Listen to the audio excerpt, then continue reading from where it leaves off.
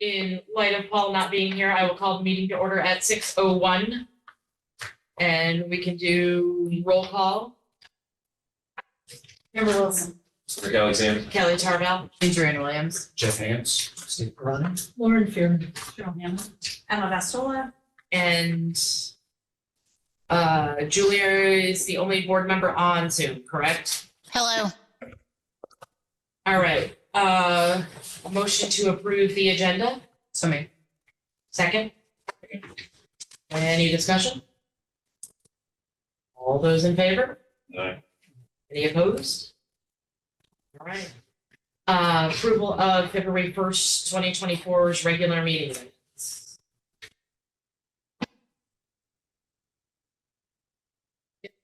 Yep. Any discussion on those?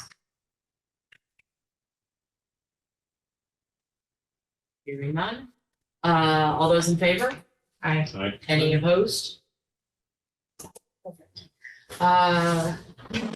Communication, public comments? Let me see if you have notes. Oh, sorry, in public. I just thought it was on Zoom. I'm sorry. I just saw motion out of the corner. All right, Randy, go ahead. Thank you, Randy from Chester. I'm here to talk tonight about the money coming back from the lawsuit with Jewel and possibilities of it. And we still have a little time away and deciding what to do with it. But I'd like to give some insight here of possibility that I think would be beneficial to everybody. I think a good option to look into may be dividing this money up to the schools themselves appropriately and letting the students, the teachers, administration find something that is going to benefit their school and go directly back to the students. It's $23,000. To put that into a budget is a very small blip. And I know this is a time where budgets are being cut, but let's remember where this money came from. This isn't money that comes from the taxpayer. It came from a lawsuit and something that was very bad for our kids and young adults. This is a one-time thing.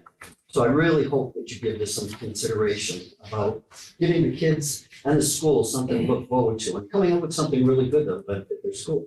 With this board being the deciding vote to give thumbs up, like, good job. Thank you.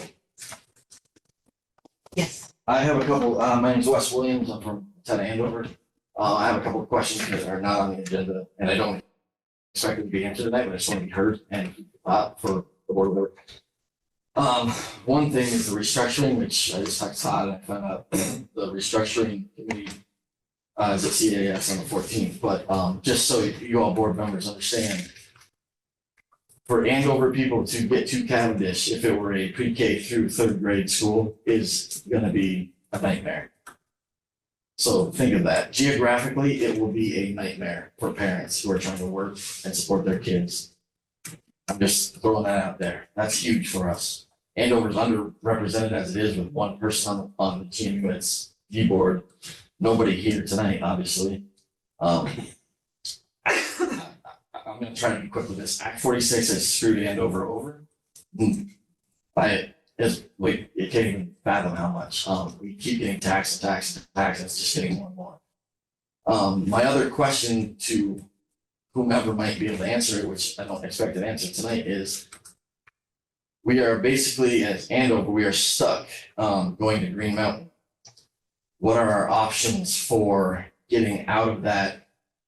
I don't know if it's a contract or what it is, and moving away and having more options for students. Because right now, Green Mountain would not be my first option for my kids. It really wouldn't, and it's just the way I feel about it. And if we're supposed to be parents and doing what's best for our kids, Green Mountain isn't what's best for my kids. If I had the option to go to Burton, which Ludlow Mount Holly does, which I want to know if there's a way Andover can secede from the GMUSD and possibly join Mount Holly and Ludlow, and what that would include. Where do I go from here? I'm willing to put in the work so that my kids aren't left behind, like the other 75% that aren't special ed, and do the footwork and get Andover to vote majority in a way that we can support our kids the best we can. I would encourage you to come to the other restructuring meetings and keep a voice in the discussion. And we will look into it. There's a lot of interest in this. Okay, yeah, I mean, I just know a lot of Cavendish kids, their parents are now sending their kids to Woodstock. I personally know of two, and I've heard there's more than that. Or to private schools. I would love to know the numbers on how many kids are in our district that don't go to our schools. Right. I feel like there's a large number, more than there should be. And we need to look at what the reasons are for that as a group and figure it out. I think we've talked about the reasons. Yeah, well, Guess what? I'm engaged. I'm not, like I said, I'm not looking for answers now. And then my third question would be for the TRSU. We voted for the budget on Tuesday. I didn't see anything on the TRSU budget itself. I heard it was something in the upwards of $9 million. Are we not voting on that? How does that work? $9 million is a lot of money to just, you guys get to make the decision. And especially for me, I don't have a representative at the table. It's concerning. $9 million is a lot of money. It makes my taxes go up over $200 this year per 100,000.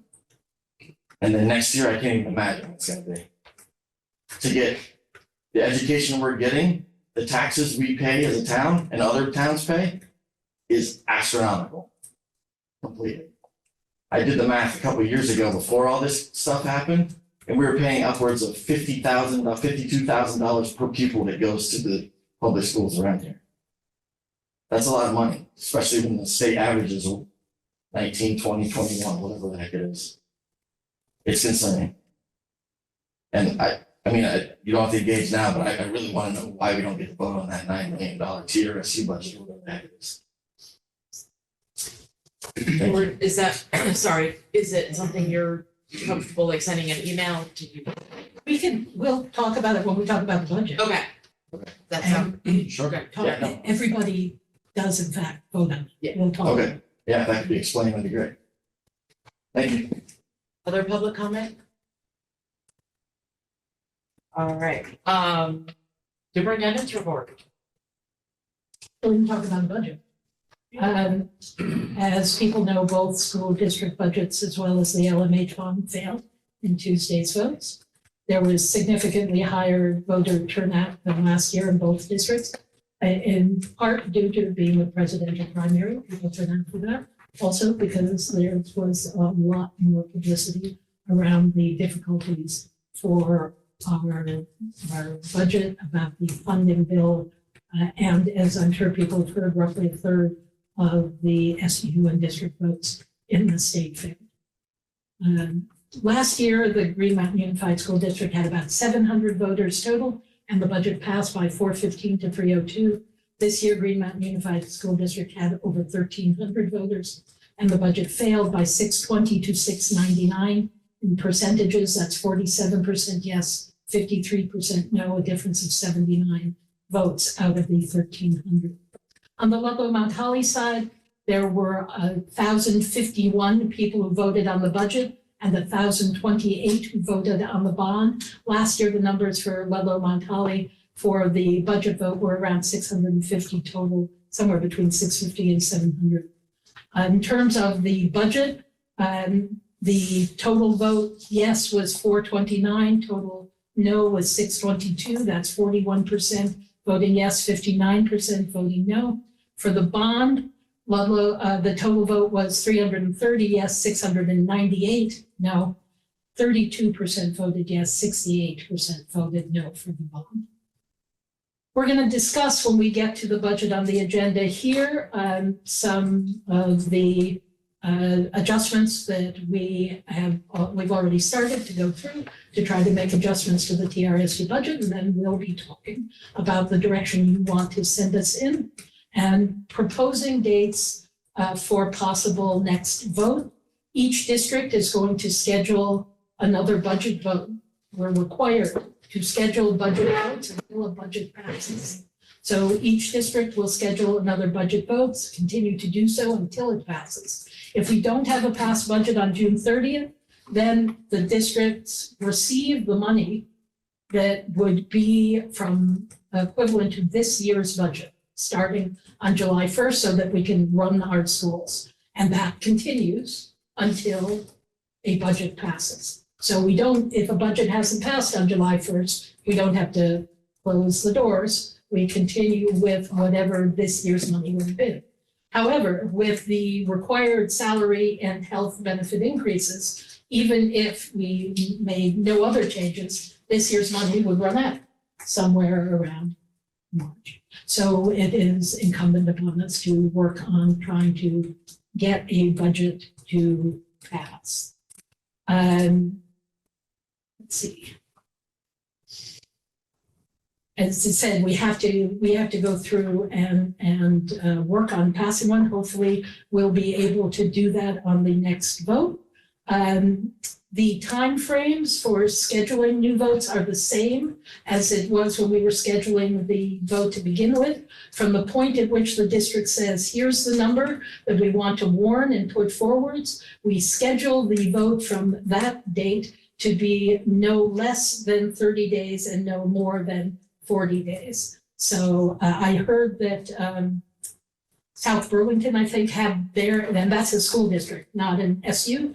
They had a meeting yesterday in which they put forward their revised budget. The district board voted on it and they've scheduled their vote for April 4th, April 5th already.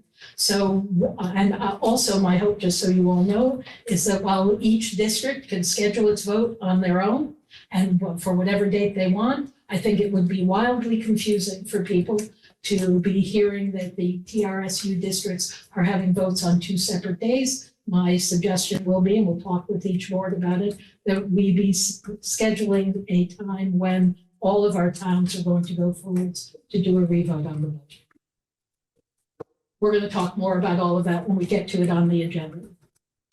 I don't have all that much more for you, but I did want to keep you up to date on some things connected with legislation that are not about Act 127. We've recently had a legislative update pulled together by the VSA and VSBA. The House Ed Committee has been drafting a bill around school construction.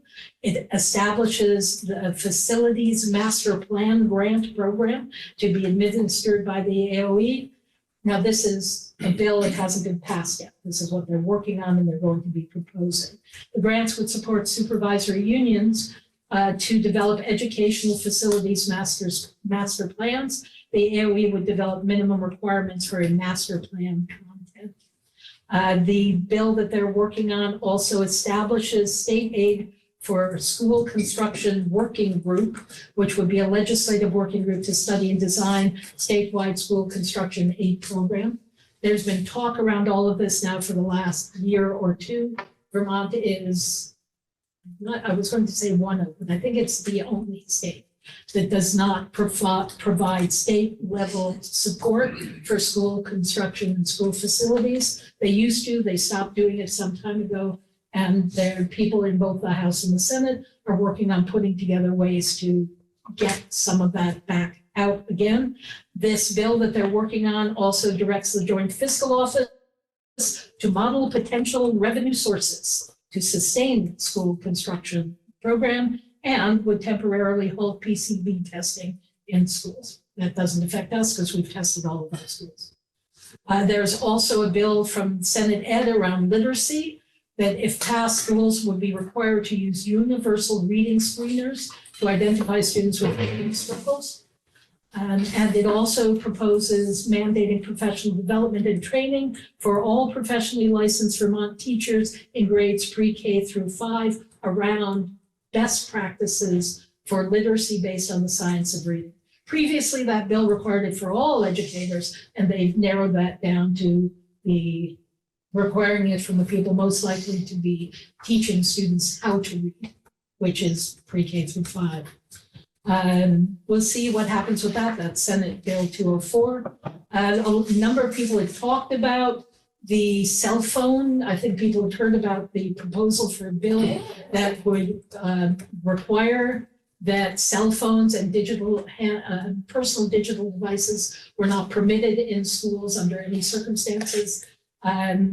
That they are adjusting that, and they're looking at one that rather than that now focuses solely on cell phone use, and rather than banning it completely from schools, proposes to ask the Secretary of Education, assuming we ever have one appointed rather than an interim, to develop a model policy regarding the use of cell phones and personal devices no later than December 31st of 2024. And would require that the AOE submit a report to the Senate and House committees by January 15th, 2026, showing that everybody has in fact developed those policies along the lines of the model policy and put them into place. And again, that is Senate Act 284. If people are interested in that, you can look it up and weigh in. There was also some news around the possibility of it being required that Zoom be available for all meetings. That's a Senate bill, Senate Bill 55. And they have changed that. So rather than requiring it for all public bodies, it will require it only for public bodies of the state. So school boards wouldn't be required to have Zoom meetings, but all state, like municipality kind of, not municipality, all the state level meetings would have to have Zoom in them. But the municipalities like school boards would not. There also contained in that act is the allowing people to continue to schedule meetings to happen Zoom only, rather than requiring that there always be a physical presence. And then finally, just because it sort of tickled me, the Senate has a Bill 187 relating to the student application of sunscreen that I thought I would share with all of you, that is passed out of the Senate Health and Welfare Committee and going on so to be voted on at sometime soon, to allow students to put on sunscreen at school with parent permission without requiring that they have a prescription for it. So I thought that was interesting. Then the last thing I have for you is that, as most people are aware, April 8th, there will be a total solar eclipse. And the 100% blackout of that is not in our area of Vermont, but will be up towards Mount Peel and Burlington. First time in, I've forgotten how many years. We are not in school during that week. So while we're getting a lot of requests for what are schools doing for it, if school were in session, we would have some things in place, but we are on vacation. So our schools are not doing things for that. But if parents or people are interested, VPR has, Vermont Public has a whole lot of things going on connected with it. And each weekday evening at 4:48, there is an Eye on the Night Sky report from Mark Green on Vermont Public, talking about the various things connected with this total eclipse. So. And was the reason April vacation was a week earlier because of that eclipse? It just happens to work out.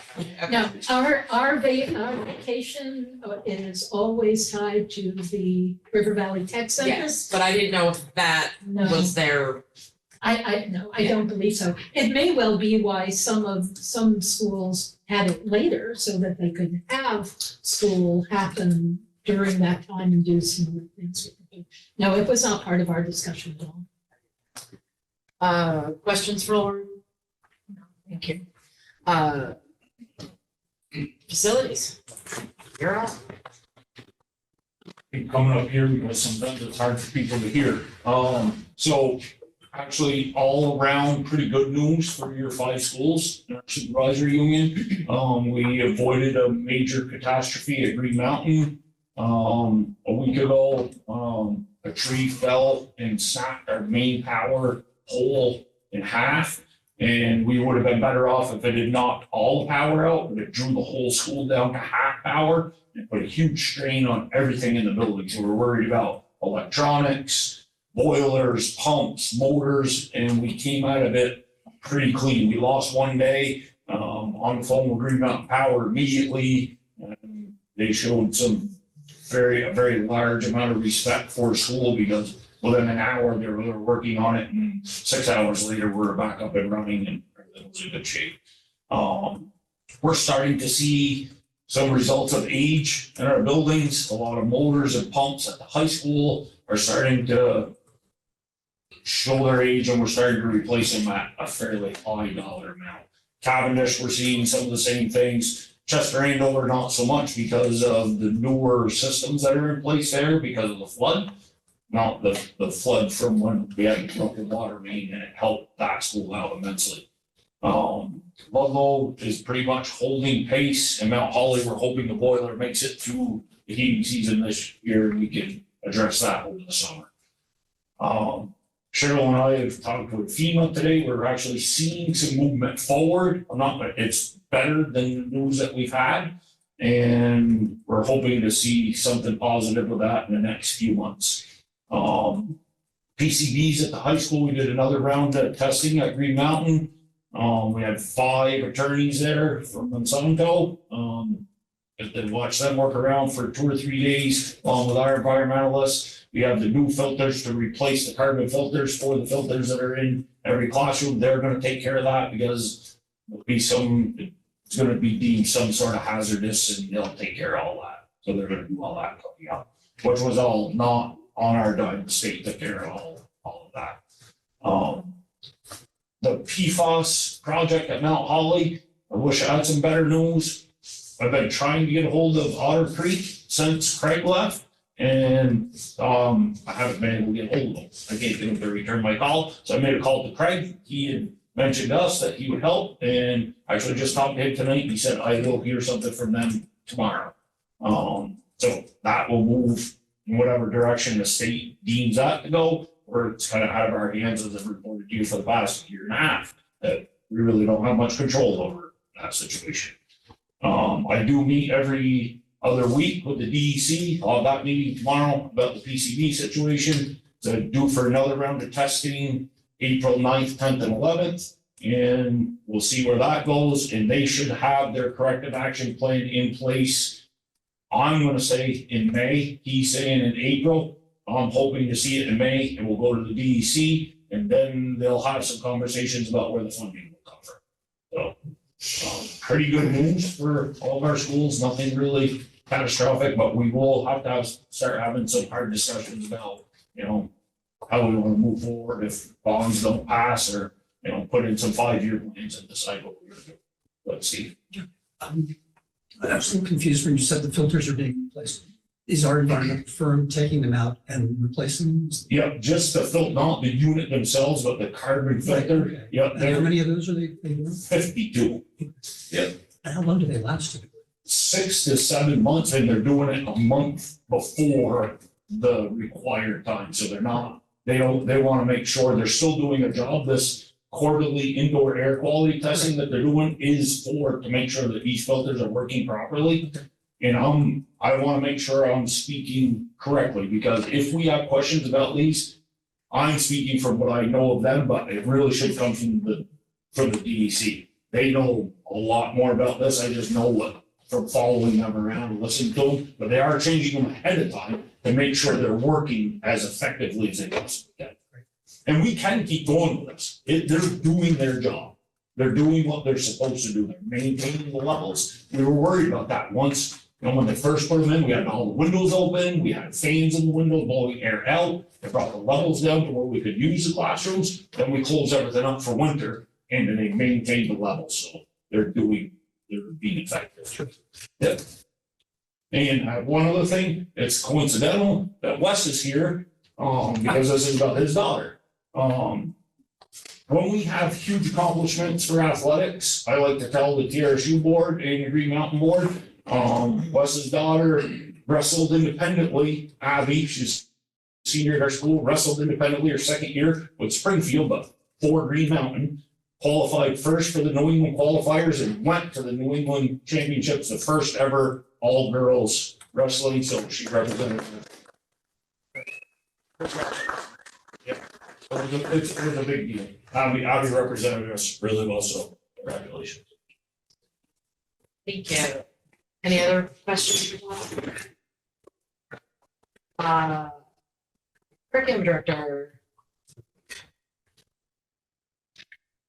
Would you like to go first, or do you want? So we're doing the continuing improvement plan under new business. So Okay. we're not actually doing a curriculum director's report, because otherwise we'll be inundating you with all Right, kinds of and- curriculum director things. So Okay. the link is available for the regular reports. If people have specific questions around what we're doing with curriculum, but we'll talk about the continuing improvement plan and that presentation when we get to new business.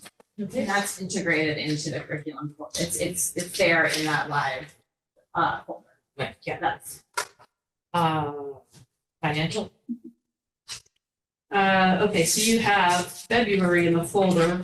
I also have, not budgeted and over budget in there as well. I'll just talk through what I have.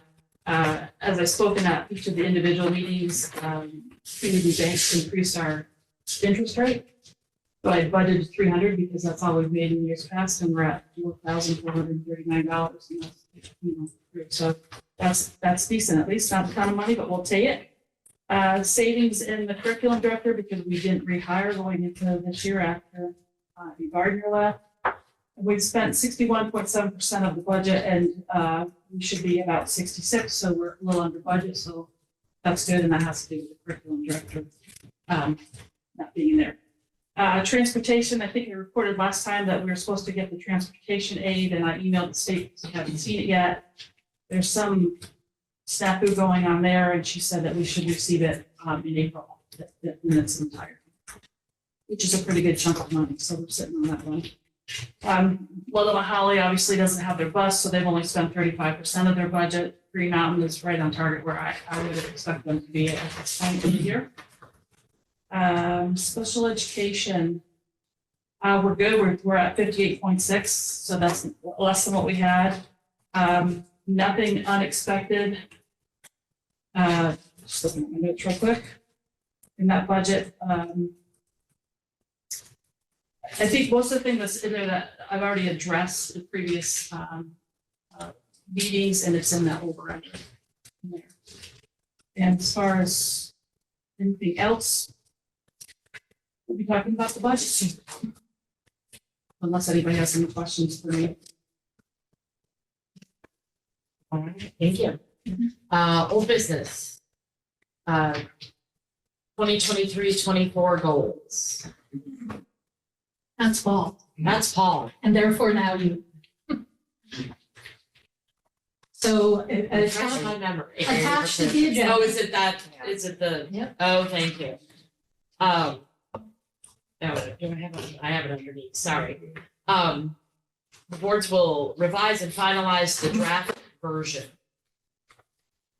That's what we're working on, the draft superintendent. Yeah. Right, When so, the vision's already been finalized. okay, The comprehensive 3-year board calendar is something that this board has basically put on hold. So not something that has been addressed. okay. The focusing on effective board meetings is also something that I think you're all continuing. You've hired your new superintendent, so you can check that one off as being completed. And you've been working on the superintendent evaluation system. Correct.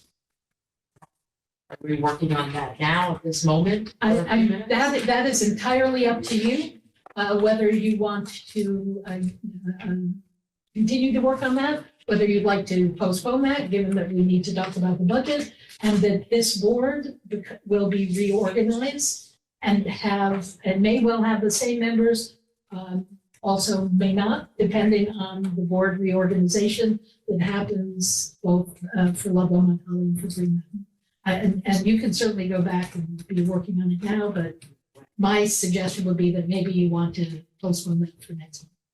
Do people have a preference? Motion to take. Take a For look. next month. Yep, I'm good with that, thank you. And TRSU FY25 budget. Right. So, the way the TRSU budget works is that there are items that are required when you have a supervisory union to be handled and processed through the supervisory union and not through the individual districts, specifically special education costs and transportation costs. Part of both districts' budgets, the large part of it is the assessment from the TRSU. The TRSU board approves the budget for the TRSU, but the TRSU budget is voted on by everybody in each district. When you vote on your district budget, you are voting on your share of the TRSU budget. And if you support it, then you're supporting it. And if you don't support it, then you're not supporting it. But it is not something that happens without everybody voting about it. I understand that people do not always understand what those things are. But in each budget that we talk about for Ludlow, Mount Holly, and for Green Mountain, there is a line item that is assessment. And that assessment is the assessment for special education, for transportation, and for your central office staff, which includes the superintendent, your business manager, your curriculum director, your HR person, your tech director, and some of the clerical people who support them, along with your special education director. The bulk of the TRSU budget, as we've seen when we've looked at it, comes from special education. It does not come from either the central office staff or from transportation. And all of those items are discussed not only in this meeting, but we also present them and discuss them in each of the district board meetings. And the TRSU information is in the booklets that go out. So when everybody votes on, when you turn up to vote on the Ludlow Mount Holly School District, one of the items you're voting on is the assessment for the TRSU. So we don't just say the TRSU approved the budget and then the two district budgets failed. So the TRSU budget stays where it was. We look at that too. So Cheryl and I have had some conversations about where we can try to find some ways to reduce the TRSU budget. As we discussed when we brought it up, it's hard to do. The bulk of the things that are in there are things that we don't have a lot of control over. But it ultimately is up to this board to decide what it is they want to move forwards with, if there are things you want us to cut, to tell us that. If you want to tell us the number you want it to be and want us to back into it, then we can do that too. So we've made a couple of adjustments. Let me pull that up so that you can see it. Which will take me a second.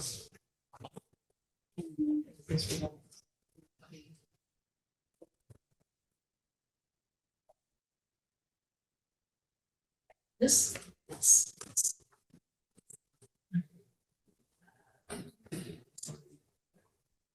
As we've done in the past, we give you a number to try to target. Set back into it. And we can do that. The issue with that is generally when we have had that happen previously, we then come to you and we tell you, here's what we're going to eliminate. And then you tell us don't do that. And that is essentially what has happened every time we've backed into a budget. So we'll do that if that's what you want us to do. Right, you have the better understanding of what are critical functions that you can use. Yep. Understand it's tough, there's no question. I don't really understand that. So I think that's where you have to go. No, well, we certainly would prefer that you be making administrative decisions. Having said that when the board has said to us in the past, we want you to give us a 10% cut off the budget. And we've spent the time and the effort and brought it to, and I don't mean you in particular, I mean to whoever the board was, with, if you want to do that, this is what it's going to look like. I've yet to have the experience of the board saying, oh, okay, it is always, if that's what it looks like, if we have to remove this much, then we don't want to do that. So it generally is better if we are having some give and take about it, rather than we need you to come in at a 5% increase. And then we tell you what that's going to mean, and you say, well, maybe we don't actually want it. So let's start with what we have been able to pull out. So our previous proposed TRSU budget was at a 15.39% increase. So with some changes that have happened between the time that we put that forward until now, we have been able to pull, it's a relatively small amount out, but it reduces it to 13.76. So what you're looking at in that report, Rick, is the budget we proposed that failed. Is there any way to enlarge that? Oh, sure. Can you explain to those people that are new to this, large increase in central office? Yes, we can certainly go through it. All right, but with it enlarged, then I have to move back and forth for Yeah. everybody to see. You it. have to go up right now. It is better.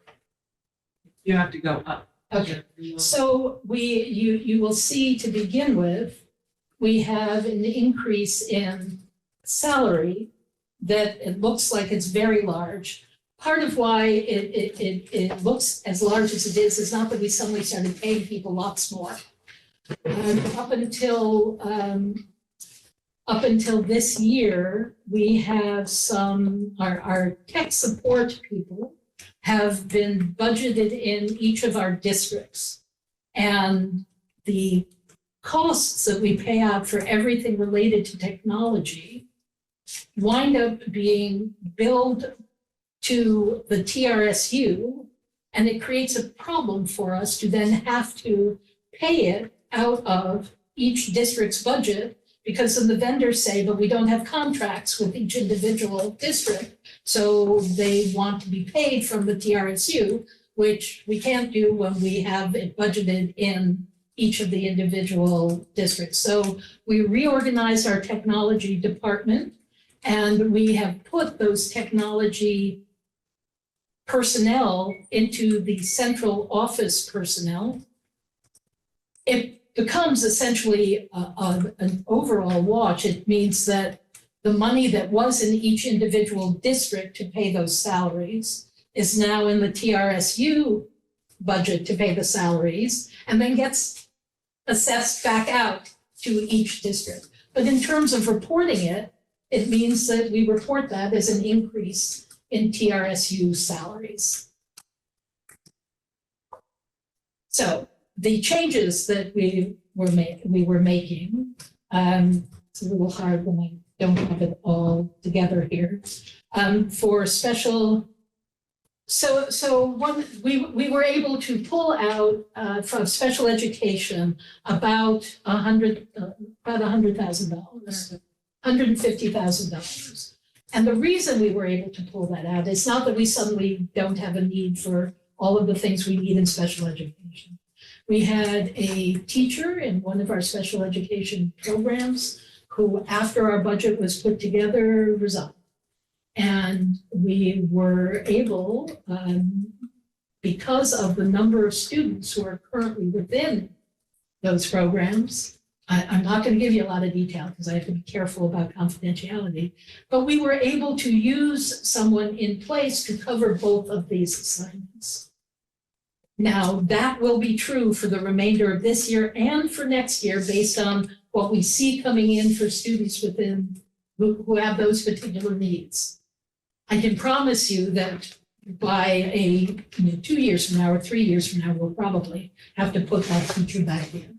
But right now, we don't have to. That means a savings of salary and of benefits. Mary Barton and I talked about this, and also within the people who are working around those particular needs.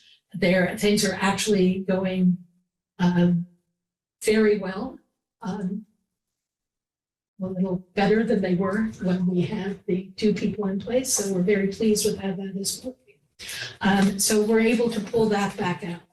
The other change that we went through and made is that, and we would see that up in salaries or the contingency in central office. So we were able to pull a small amount out of the central office budget. So we have the central office budget previously was at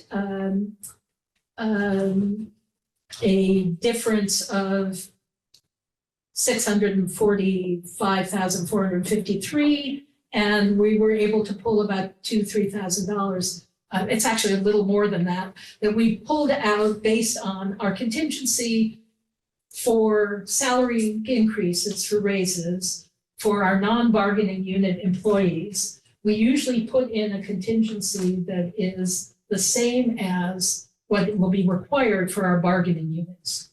So we would have been requesting, when we did that in April, a 4.75 increase, because that is what our teachers are getting and our support staff is getting. And it never feels fair to tell our non-bargaining unit employees that they will get less. However, we're in some pretty difficult situation here. So Cheryl and I discussed it, and for the non-bargaining unit employees, we reduced the contingency to 4% rather than 4.75. It's not enormous, but it pulls a little bit out. Now, that would have been more money, except we did go in and look at within central office the exact numbers for your new superintendent, which we were budgeting for in a general way back in January. And now we know exactly what kind of benefit plan he will be requesting, which is a little bit more than given the number of people involved in that. So that's an increase that offsets the decrease that we were able to do by going forwards with other things. Oh, also, one of our school building registrars, Diana Chibolo, who is Star, is retiring at the end of the year. Part of her job has included a small central office piece, that super registrar position we put in about 2 years ago. She helps to oversee the other elementary school principals. It's a small amount, it's about $5,000. We are not going to hire somebody else we're not going to give that stipend to someone else. We're going to make that part of the job of either the data manager that we are putting in place or our new tech person to do. And again, these are small things, but they're also things that we know now that we didn't know when we put the TRSU budget to bed. Beyond that, those are the things that we went through and pulled out. It's a total of around $150,000. Instead, it reduces the overall budget increase. However, when you look at these numbers, you see that the reason for this increase is the increase to from special education, and the increase in the salaries at central office are about the shifting of things that were in the districts now in central office. So it's an increase on this page, but it's not really an increase of something that you can cut unless you tell us to put it back into the district budgets, which will then look like a tremendous increase to the TRSU and makes absolutely no difference in the amount everybody's paying. Are those employees on the same health plan? I'm sorry? Are those employees on the same health plan? We're on a statewide. Okay, so that increases too. So the health, Sorry, can you just repeat this? Yeah, yes, whether all of the employees are on the same health plan, whether they are employed by a district or employed by the TRSU, it's all the same. It's set by the state for us. That's what it is. And it is a 16.4% increase over last year. We don't have a choice about that. That's what it is. And over the last 5 years, it's been a 60% increase over where we were for health insurance 5 years ago. Family plan's about 35,000. So when we talk about our salaries, we are required to make the health benefits available, and if people choose to take them, it costs roughly $35,000 per employee who selects a family. With an 80. Yeah. So 35%, 35,000. Yes. Yeah. So And the last time that the state set this, they don't do it every year, it's every couple of years. Right, we're starting to bargain again. And the state, the people representing the school boards will propose things that, in my opinion, are reasonable for controlling the health benefit costs. And the teacher unions present things that, from their standpoint, make sure that it maximizes the benefit to teachers. You can't blame them for that. And when they have when they can't reach an agreement and they go to arbitration, which one has happened, the last couple of times, was it mediation or arbitration? The decision was to go with what the unions had And presented. part of the problem is the way the legislation has been written. They have to pick one offer. They So can't, they can't cherry pick to make a better plan, which they would like to do, but the way the law is written, they can't. So they have to pick one or the other. one or the other. They're looking to change that and maybe even look at leading us to a different plan. Because the intention of where we are was to reduce costs because we went on to HRAs and HSAs. The HSA is a huge savings for us because the employee pays that. When they went to arbitration, they took that away, which makes the district responsible for the first $3,600 worth of the deductible. And the employees responsible for the last 6 or 8, depending on the plan that they're on. And they're looking to make changes in that, which will help. They want people to make their own health decisions and not just go because they have great insurance. This is not foster that. Yeah, so they're looking to try to change it. So this is about a 2% decrease in the overall budget. Were there any, I know we talked about adding the special ed position. That's still in there. Was there any discussion in that? I mean, I do not feel that it is reasonable to not have that position. I mean, we have talked about how the number of special education students we have within this SU means that we really should have at least 3 administrative positions overseeing all of it. At the moment, we have 1, and Mary does a great job, and it is not possible for her to be in the building supervising the teachers. And they need to have supervision because there have been changes to the special education laws that are complicated to put into place. And they need to have supervision from people who are not generalists, but people who are specialists within special education. That you can direct us to pull it back out, but I would not recommend that. I think it was necessary and remains necessary for us to have that. I would be recommending that we look at other staffing issues within each district before we look at that.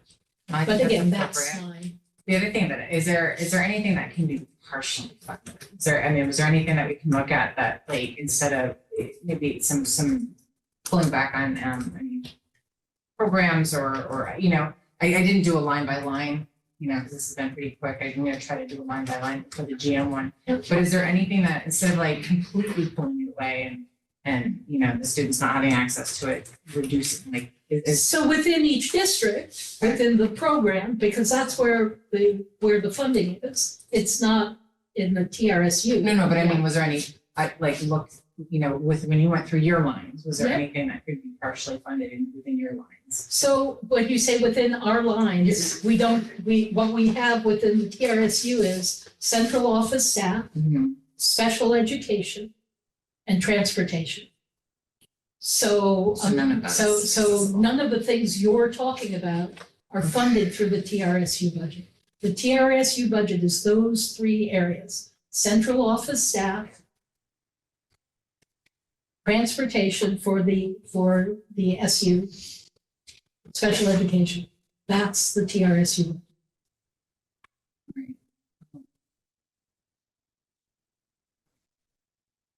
And again, looking at these numbers here, Central office staff includes our technology people now. It didn't before. The special education budget is the biggest item in this. And transportation has been going down Yeah. because Remand paid off its bus loans and we're not using as much of it as we struggle with having drivers. Julie has, sorry, I just see Julie's hand up as well. Just in the, so for this to be kind of parsed out between the two districts, it's gonna be like 1.7 reduction in each person's, Yeah, or it's- each district's budget. And so I think in my mind, what I'm almost trying to do is if we can't pass a budget and then we're gonna be kind of held to that 90%, I guess I'm just trying to like, almost like preemptively get to that or as close to it. So you're saying the majority, so the other 9% potentially would need to come out of the district budgets. Julie? I wanted to go back to the comments about the health insurance costs, which I understand are almost they are entirely beyond the control of the district from year to year. Do we offer an incentive, an opt-out incentive for employees? We do. If an employee who is eligible for the health benefit chooses not to take it, there is a payment that they can receive. We just upped it in the last bargaining rounds, and I don't remember what it is. They're all headed to 2,500. Some of them aren't there yet. We have it grandfathered up, but that's where they're headed. How do you know how many employees take advantage of that versus getting on our benefits? Not off the top of my head. We could find the number. The only time that somebody is not eligible for that, because we have a few people who do it because they're on their spouses and occasionally for our younger teachers, their parents' insurance, so they'll take that benefit rather than signing it up for themselves. The only time that they're not eligible for it is if the spouse's insurance that they're on is also a TRSU or Green Mountain or Ludlow Mount Holly employee. They're the old state plan. anyway. Yeah. Then they're not, then they can't opt out. Well, they can opt out, but they don't get an incentive because we're paying. So, can you tell me how the current health plan relates to the state health that you just mentioned? Is it the same thing? Okay, so, I can't tell you for sure, but I can tell you for sure it's not. all right, interesting. Just seems like an Well, it's opportunity. not. It's state administered, but it's not the state health plan. It's still through Blue Cross Blue Shield. We have a visit is our VHI is our, it's a self-insured plan. It belongs to the group that they administer. The group. For educators. So they're different, right, and there's municipal employees and the state is not part of the VI group because they're not technically educators. Julie, was that your complete question? It sounds like that opt-out plan is a negotiated benefit. So if we're going to take a look at that, it seems like it's more appropriate for negotiations, correct? Yes. Okay. That's part of the CBA, part of the bargaining agreement for our unions, so that if we wanted to adjust that upwards, and negotiations for the teachers will begin in October, November. They're under, this year's their second year of a 3-year contract. Next year will be their 3rd year, and you start negotiations in the last year of the contract. And then do you duplicate that benefit for the non-union people? Essentially, yeah. Okay, thank you. The health plan for our support staff is essentially the same. And for our non-bargaining unit as well.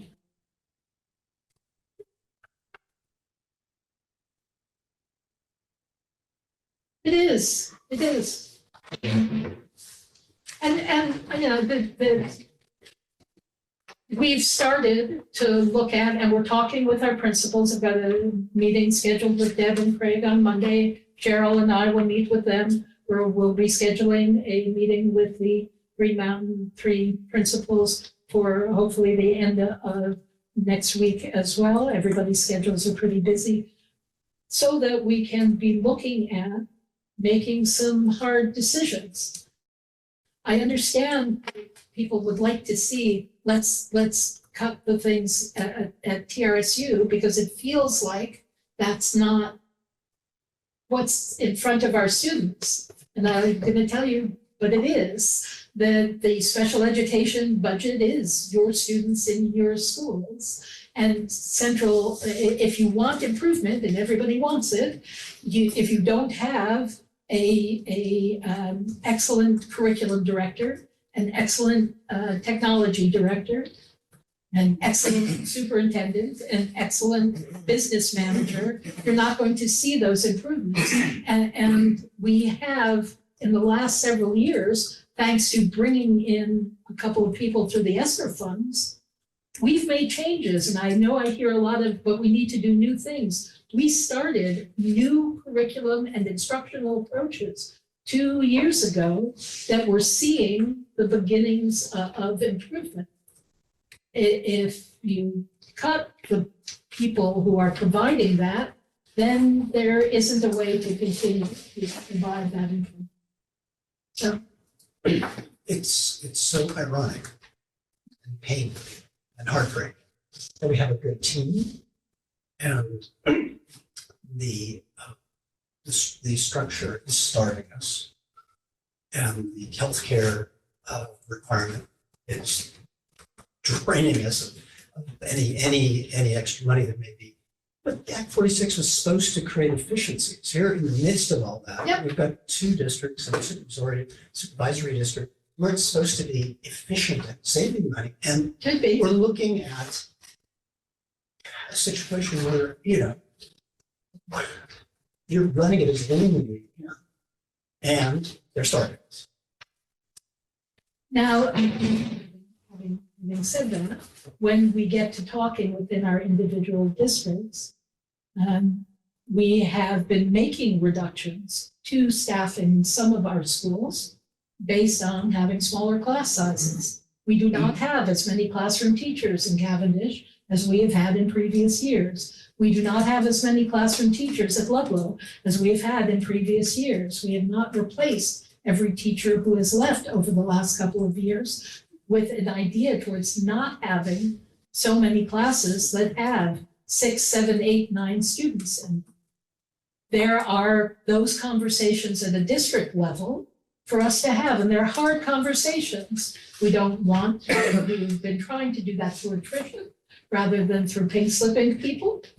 But we may be at a point where you want to have some of those discussions. Certainly we'll have discussions within the high school about the number of classes that have fewer than 10 students in them and whether we need to look at making some changes. And again, I understand the desire to have it happen at a place that parents and students don't see, which is make it happen at the TRSU level. We don't have extra.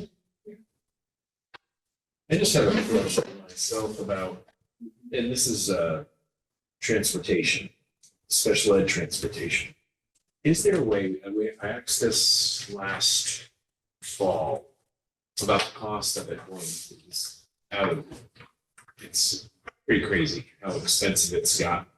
Is there a way for us to, and I know it's tough and I know it's specialized. Is there a way to come out of the area, go to Keene, go to Albany, any other vendors that would help us? We're out of Keene already.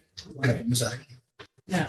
Well, I'm just asking because of the cost of, you know, I mean, you're talking 300,000 just in 2 years, 1 year.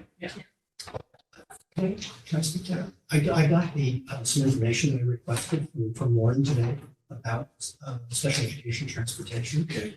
And when we convene the transportation committee. Yep. I will have some of those figures in front of me, as well as some additional information that I'm going to request on each of these vendors. But there are half a dozen that contribute to this expense. It'd be great to take care. And we're glad for people to take a look at it. It's useful to have more than one set of eyes on it.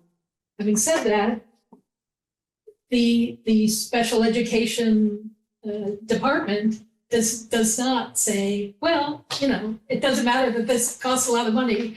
It's easier for me to work with this person. I work very hard to have it be the most affordable thing that also meets those needs.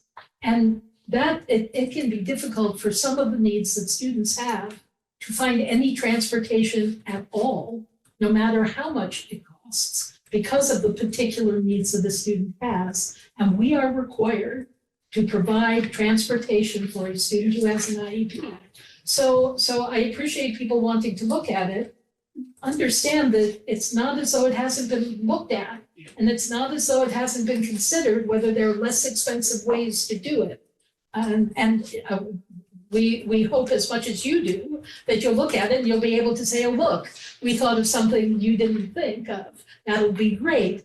But I want to be clear that the cost is not because people aren't trying to bring the cost down. We work pretty hard to try to make sure that we're not spending more money than we need. Frequently with transportation, you wind up in a place where you can make a phone call and have somebody tell you it will cost less if you use my service that is located in Albany. And they don't mention that they're going to bill you for their time getting from Albany to us. And when you put that in, now they cost more than the person who's local. And we have tried to, I think 2 years ago, I put in the budget an additional van and a driver. We couldn't get anybody to apply for the job. And that would be a cheaper way, but we can't get bus start, you don't need the CDL for this, so. No. You think it'd be a little bit more open. No, we still need a retirement plan maybe. Yeah, there you go. It's pretty. Yeah, I think it's great. Having spent some time looking at this is really for the transportation. Transportation discussion. But, you know, 90% of what we're talking about is correct. There are some problems with it. Sorry, I can't read what that says.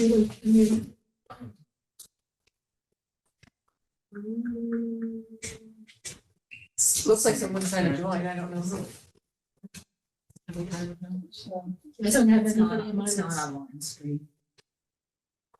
Anyway, we'll All talk right, about it I'm later. sorry. We'll talk about it later. That's why I'm asking Cheryl just to find out. if Yeah. it's- I'd also like to point out that that's really a CRSU, special ed transportation, so if you're gonna do that, then you should love on all. Great idea, Yeah.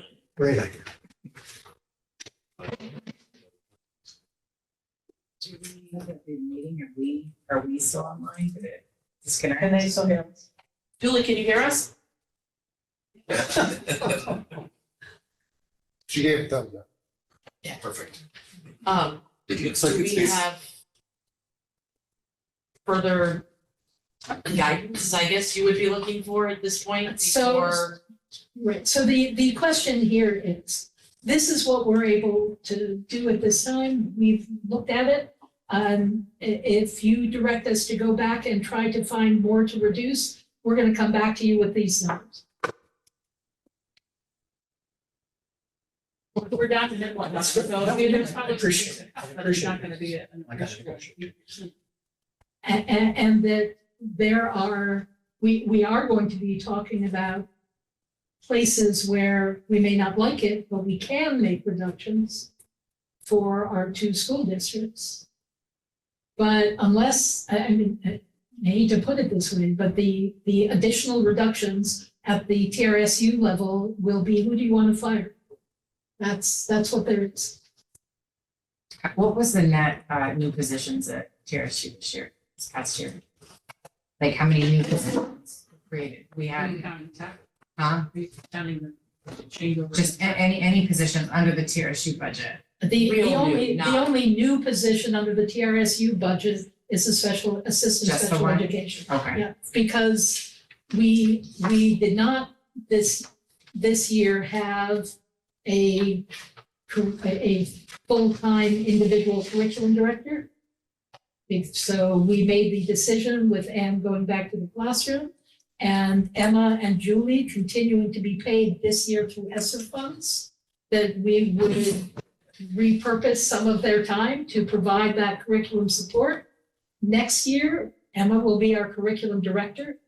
Julie will be our tech director. So while they're continuing in positions, they're not new positions. No, so when the ESSER funds run out, they will be new funded positions. They're not new positions, but they'll be newly funded. No, we've been paying a tech director every year.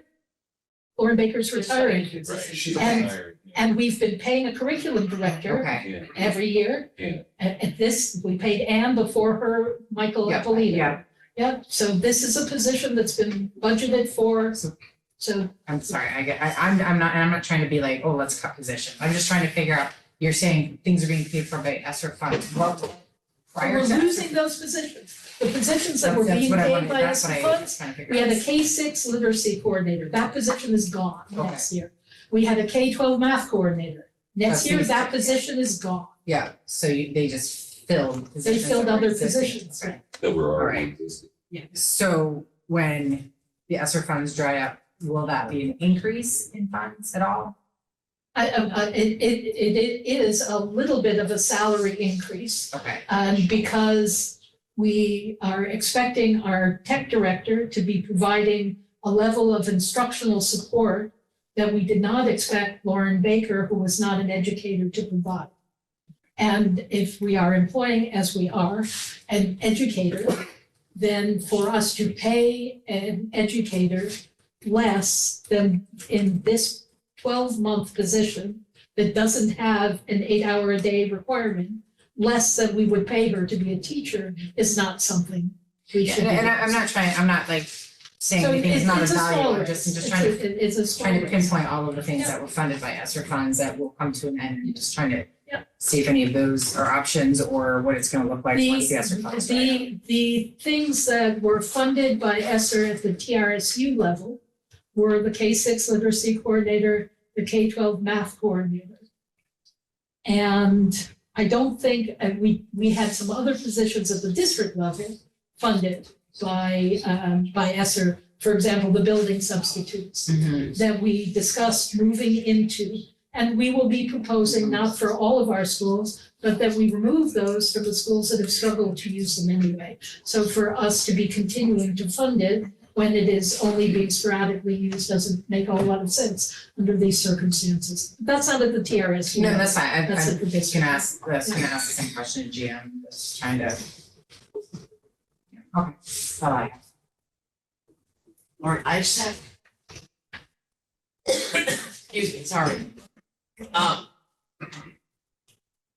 This is probably not in this budget, I don't know exactly where it is. Sorry, I have horrible allergies, it's not anything else.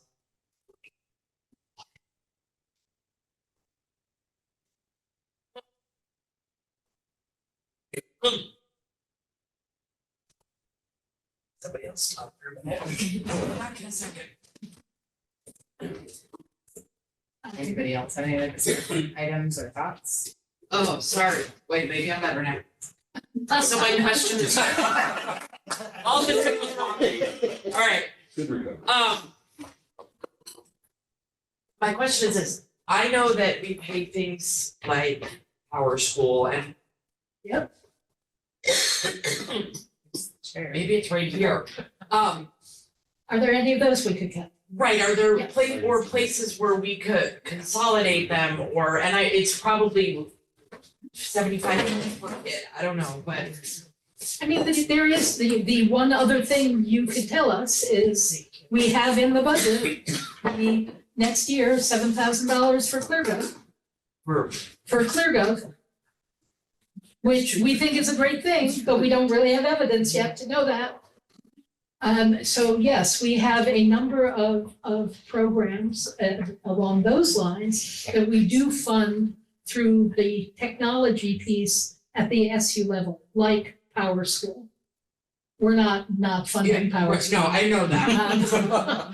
We're required But I to mean, like, have do we things like have, that. you We know, use the technology, like the maintenance request form? Could we make a Google form instead of paying a company to have some, you know, I don't know. We do have a number of things that we do on our own, and we do have a small number of things that are not yet in this reduction that Lauren Baker has gone through. But the total of it is about 18,000. And you know, that it is, and it's gone through and said, we could pull this out, we could consolidate that.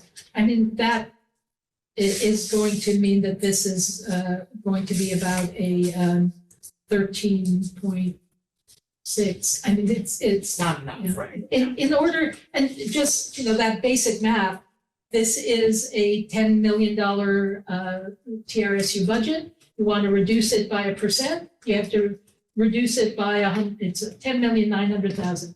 You want to reduce it by a percentage point, you have to remove $109,000. And we don't have, with those pieces, $109,000 to remove. And people have said, so let's move out of the opulent palace and of the TRSU and go be somewhere else. And it will cost money to move. There is no place where you can just go into an office. You will have to do some renovation.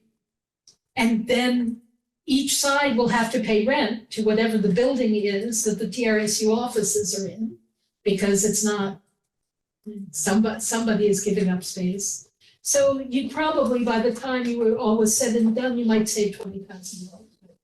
And as I said at the Green Mountain meeting, when somebody raised it, I would argue that that $20,000 is offset by the difficulty of having your central office people have to drive back and forth to find each other and have those conversations. So, While we're kind of whittling away at budgets here in our different, you know, our respective districts, is there going to be more educational about regarding, like, it's the CLA driving this, you know? I mean, because we're all going to, you know, work our, you know, try to work magic and pull out another 8-9%, but it's still not going to change anything in the tax rate. So Well, in can order we to get more focused? neutralize the CLA, Mount Holly would have to cut $750,000 out. They're gonna only have to cut one or two. Yeah, that's, And I don't think that's our responsibility to neutralize the CLA. Yeah, no, but I mean, I think we all tried pretty hard to explain the CLA, which is not the education budget, driving all of Yeah. this. But We unfortunately, failed, a lot of clearly. well, Is there gonna be more it's the education? information coming out of Montpelier. Huh? The information coming out of Montpelier is a very generalized statement, it's an average, and that's all people heard. You see the turnout to get this information meeting, people aren't hearing it. the people who come to our informational meetings, for the most part, come with a, but what about this and what about that? And we explain it. And my experience has been that most of them then come up to me afterwards and say, thank you for explaining it. And now I understand. We've explained it repeatedly. We're glad to explain it repeatedly to anybody who has trouble understanding what it is. But we still have people who go out and spread misinformation and don't take the information that we have given and make use of it. When the state says you're going to have an 18% increase in your property taxes and it's because of education, we can tell you that locally, Ludlow is having an increase in, I've forgotten now, 6%, not 18%. That Mount Holly is having. And a tax Yeah. bill going down Down. 5%. As a result of our education budget, will be reducing the base tax rate. We can keep saying that, but people, if they don't understand it, they don't Well, understand. I think what I'm asking or wondering is, you know, we've failed at round one in educating and getting the word out. can we maybe regroup and rethink? I mean, if we're having meetings and asking people to come and they're not coming, then can we go to them? Can we, or delegates of the, like make some, make another concerted effort to the select board? There's gonna be at least one select board meeting between now and the next budgetary Absolutely. discussion. I mean, like, We certainly can, and I just don't know what else to do. would also say again that while we can go and do that, it is more valuable for school board members. to Well, I talk say to we, their I mean, teams. Yeah. the board And members. I know that we had that happen in at least some of our towns. And then some of those towns put up that information on their town websites and shared that information out. So we certainly can. I mean, Cheryl and I have talked about, we can get Okemo TV to come and film the two of us with here's our budget roadshow, and can post just that rather than the entire meeting. It is more valuable when people ask questions. No, I know, but I think at the last meeting at GM, I think the explanation about the CLA and the chart that you put up really seemed to light some light bulbs. I heard a lot of good feedback from that. I just, We're glad to take it to people. And when I say we, I'm not asking you guys to, I'm just saying we, maybe we take it to our respective boards and we have these discussions again, and then we make some commitments, because I agree with you. I think that we're going to have a reduced budget, that both of the school districts are going to go forwards. Whether it is reduced as much as people want to see it reduced or not, as you said, in order to offset the CLA, you would have to decimate your schools, and you're not going to do that. So it's going to go forwards reduced. We're already at a place where the education budgets are either to a small degree in Green Mountain or a larger degree at Ludlow and Mount Holly. The education budget is already reducing your base tax rate. So we'll reduce things further. We'll go forwards with that. And we can certainly be trying to get people who are not hearing it to hear it. And hopefully that will be enough. will there be any converse, so the budget as it stood was reducing the tax rate. By reducing the budget, does it have any type of It will reduce it further. it will reduce it further, but do you have an idea? For each one of them, at this point, we've not had the conversations with the principals about, where we are thinking that we really can make those cuts in order to strike that balance between things that, we've given you the budgets that we think are best for our schools. No, I understand. So we're gonna give you budgets next week and the week after that we don't think are the best for our schools. But we'll give you things that we think are not going to be, we'll give you the things we think are the least harmful for our schools. And that's. No, I just wanted to make sure that by reducing the education. It's not gonna bring it back sometimes up, no. when we're discussing this, I'm not a mathematician like Julie, but sometimes I almost feel like I'm watching a shell game. Yeah, it does feel that way. I know. Sometimes when we decrease things go up. And I just wanted to make sure by decreasing this further, we weren't gonna inadvertently increase the tax rate. Having said that, as Cheryl has pointed out repeatedly, anytime we give you a budget, it is representative of this moment in time. Yeah. And by tomorrow, there will be a different person taking a different health benefit next year that they let us know. Someone will have announced their retirement. Somebody else will say, well, I'm moving my kids out of school. Someone else will be moving them into school. So that if we went through and we actually recalculated every number, it would be different. So we're at a moment in time, and when we go through to change it in big ways, it's we sometimes also see things that wind up making it go back up again. We look at what we're paying everybody specifically in their salary and discover that we have somebody who's going to take a family plan instead of a 2-person plan. So we produce these things and we discover an additional $20,000 is going in. And sometimes it's the state that's another crazy. Oh my goodness. Yeah, don't. So, we're just looking at time. Are we So what are you gonna tell us? Right, Essentially, we have to.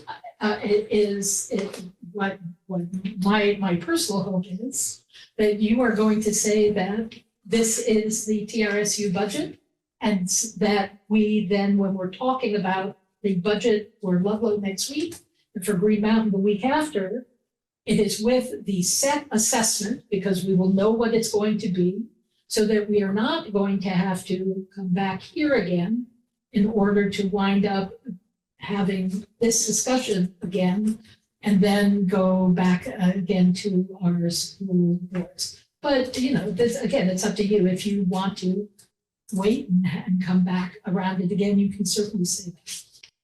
Do people need to ponder it a few weeks, a month? I don't know how quickly we need to, I mean, quicker is better, but if we need time, there's that too. Rick, do you still want to talk about it, trying to hit a number? A number that we need to reduce? Yeah. So I gotta be the bad guy. I mean, you brought it up. I mean, that's a way to work. It's a way to work. For what so the tough part about it is, and this is TRSU. I think one of the things that we should do, and I was just talking about it, for the areas that are increased, you've already given us the information as to why they increased. Central office pulled everything in. Make sure it's listed out as to the areas that increased and the reasons why you pulled them from and what Lauren spoke of. Percentage, 5%, a reduction is probably right where it should be, 5 to 8%. I know it's high and I know it's bad, Go fire people. unfortunately. So you're saying, Rick, the amount of money they've already just described tonight, that $150,000 savings, that 2% increase is not adequate? What do you propose cutting? I don't know. Well, So- you must have some. Well, Well, then, No, like, maybe we do a line And by I'm just- line and come back instead of Correct, trying and to do this. And Cheryl's very good at this, and this is why I'm asking, it's townspeople are, there's some, and the toughest part is, for me, is to explain, and what I know that Lauren and Cheryl are doing and understanding, is that the largest and unfortunate part of what we cannot affect is special ed. So how do I, as a board member, go back to our state and say, these towns cannot afford a 30% increase in special education. These small towns cannot afford this. How do we understand? How do we get that to the state to explain that to them? That's federal law, special ed. I understand, I understand It's a this, the federal federal law. law. I know it's a federal law, I mean, even the state can't. but the towns can't afford it. I agree. So what I'm saying is something's gotta give. Right, Something's decimating our sustainable. schools, that's gonna be the solution? Well, there's. What I'm asking is, what we need to find out is, how do we bridge that gap with the state? The Because state we is can't afford incompetent. The state is Can That's what- I just ask, Yeah. you said 5-8%. Are you saying that you want us to, instead of having a 13.76% increase, you want this to be a 5% increase? Or you want it to go down by 5%? I'm Down not by sure what- 5, just So down you by want it to 5%. be an 8.76% increase? Yes. So that means you're asking us to cut $500,000 from this budget. We can't cut it from special education. And that will be roughly a third of the salaries for central office.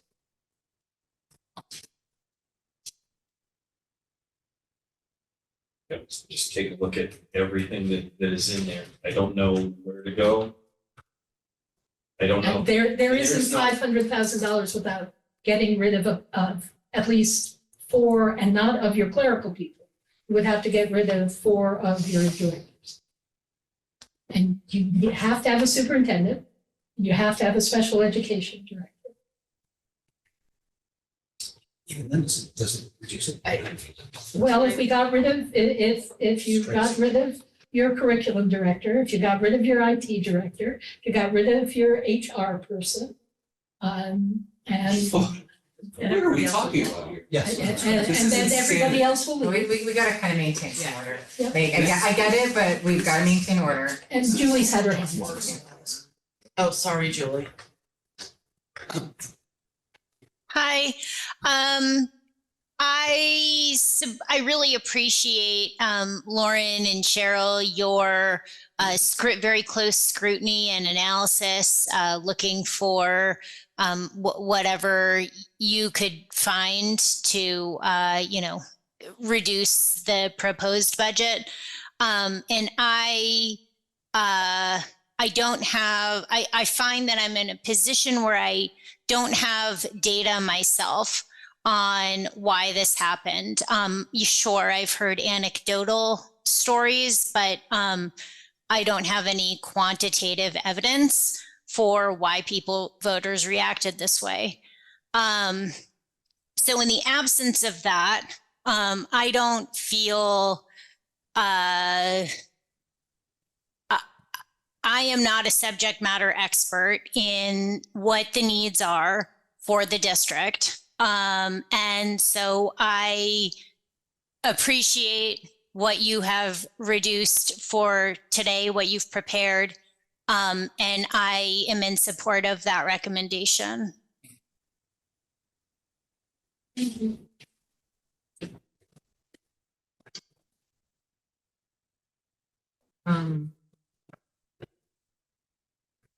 So everything listed, so I guess the question is whether we're gonna support it tonight or come back again. Is that the question? Well, it is also a question of whether you are actually directing us as a board, which Either I way. would want to vote, whether a majority of this board is directing us to come back with a 8% budget and tell you what it would mean to eliminate those positions. If you're directing us to go through and do that, we'll do that and have the emotional fallout of that from our staff, but I'm not going to do that unless the board directs us to. I personally would like a little bit more time and it, to be able to, because all of this happened in just like the Yeah, it last did. 48 hours. Yep. So, and we all work, so I'm assuming everybody hasn't, I know this is your job, but I mean, like, I have had, about 4 hours each evening. I tried to start going through things and just kind of going line by line, even though I know some of these things are essential, they can't be cut. Some of them I don't even know what they are. And it would be helpful if we could get, and it doesn't have to happen here because it would take forever to be able to call you. I mean, one of the first things that kind of popped out to me, and I don't know what we're allowed to cut from what sort of thing, but I mean, I saw, what is social emotional classroom? It's in the budget for special ed. I don't know what that is. Is that That's our special mandated? program. But is it mandated? It is a special program that saves us about $400,000 a year. So when I thing to know. that's what I mean. So, Perfect thing to know. those are the kind of things that we need to be able to ask and have that education, because when we're going line by line, I'm making question marks, but I'm like, I don't know. But to me, how that's listed, I was like, So what? can I just, it sounds to me like we're asking to have a special meeting. I was going to say, I would recommend, rather than individuals making telephone calls, that the TRSU would recommend this for our district boards as well, that you want to schedule another meeting between now and the first week in April, because if we, my hope is that by the time we get to April 18th, which is the April Green Mountain meeting, we will be able to schedule our vote to happen in May and not wind up having to push it so that it happens later. And I think everybody's going to want to have at least 2 times to talk about things. I agree. So I would recommend scheduling a budget-only discussion meeting to happen between now and April 4th. I know a couple of people on the Green Mountain board were interested in a special meeting, I haven't outright asked, so I'll send out an email. I could be prudent to have a joint meeting, just given how urgent this is and the number of voices that need to be heard. If we could have both boards sit in the same meeting. Yeah, I don't think If it's that's a bad special idea. budget meeting. Yeah, So a Would it joint be- board meeting rather than a TRSU board meeting? It's both. Yes, exactly. Right, to discuss the TRSU budget. Yes, exactly. no, I think would this just be TRSU or would it be everybody? Because I don't know if we can get 2 special meetings in, like a TRSU special meeting and then a GM. Let's do joint on the TRSU, because so many of these factors affect everyone. Okay, Can I just make, I want to be clear, I am hearing you say, and I feel like this would be crazy town, having a joint board meeting of the 2 full boards to talk about the TRSU budget. Yeah, there's so much. well, yeah, but the boards themselves can't vote on that. Correct. So they're not, all of this information, I guess I understand what you're saying. So they'll be able to ask questions, but they don't get to vote on it, so it's just us. So Whereas they could come to a TRSU As a meeting public, and yeah. hear a voice, but if we warn it as a TRSU meeting, we can take action and do things as our group Right. with input from people who come. But if we have it as a joint board meeting, I think that will get very muddy Yeah, I agree. about who's, I would agree. yeah, that's my, I just want to get this done. And I know there are a lot of voices that need to be heard, and it's very unclear, what the path forward is. so can we agree that a TRSU special meeting Yes. where we encourage our board members to Absolutely. come? Absolutely. Do we want to schedule that now? Do we want to? Might as well while we're here. All right. Because we like- you're gonna have a number of dates that Cheryl and I may not be available. Do people have, I mean, I'm just looking at Thursdays Why don't you because guys tell us when you're available? Maybe that would be the easiest way. Right. So how soon are you looking at? Do you want to, within another 2 weeks? Well, we have the GM board meeting on the 21st, right? Right, so next week, not. And the week after, the week of March 18th, Policy Committee meets on Monday, and the Green Mountain Board meets on the 21st.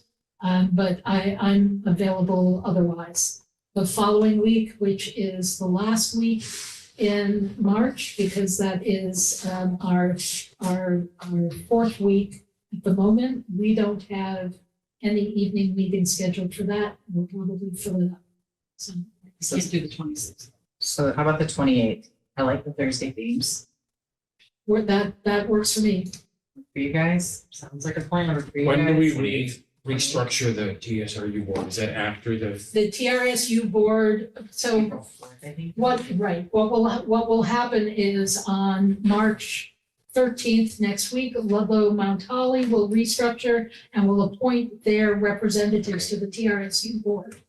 On the 21st, when the mountain meets, you will restructure your board and appoint your 3 representatives. On the 28th, when this TRSU board meets, it would be with those new The new members. representatives, although you would not yet have elected a new chair. On the 28th of March. Yeah. So you would have these, you would know who the 6 board members are, but you wouldn't yet have elected the chair. And you could decide to, do that at that meeting if you wanted to. My suggestion would be that you elect somebody to be the chair of that meeting, and then do your regular board rescheduling on the 4th. Pro tem for the 28th. Yeah. That you just select somebody to, you could, That's Location, what else? usually we do it in, well, we're being Cavendish in April Right, Do so that. Do it in the- usually we have a general rule that we say in the school we're For the meeting month. in for the month, so it would still be here. Wait, did we? Okay, I clearly didn't listen. Are we in March 28th? Yes. Yes. Okay, so you would want to keep it here because we had the meeting here? Yeah. Okay, And just for clarity, and would we be able to accommodate the number of people that might be able to show up?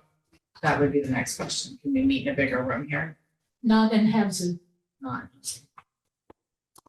What do you think we could do for accommodation? I mean, because if we're gonna ask both of the boards who show up, and then I'm assuming we'll have some public and some teachers.